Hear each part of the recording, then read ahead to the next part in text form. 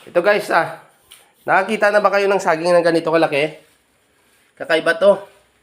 Ano kaya ang tawag nito sa inyo? Kasi dito sa amin, hindi ko alam kung anong tawag nito eh.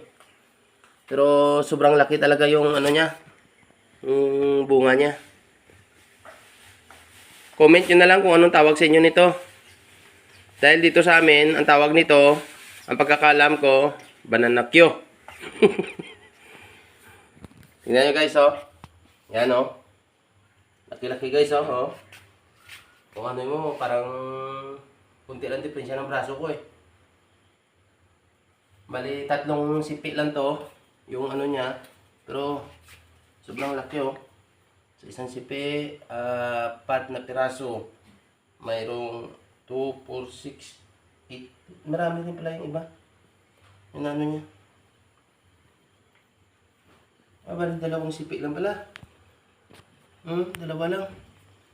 Yung sa isa, 4. Yung dito sa kabila, 2, 4, 6, 8, 10, 12. Bali, 12 piraso yung sa isa dito sa taas. Banda.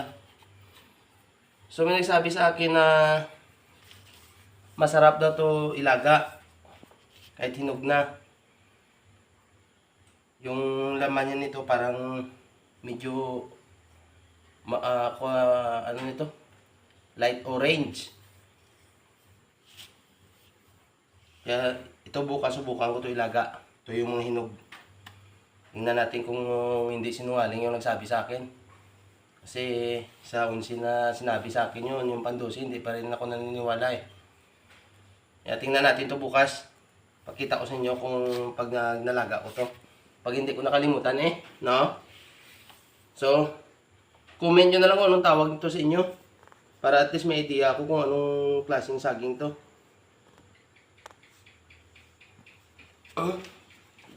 Ganyan lang siya. Yan, oh. Bigat.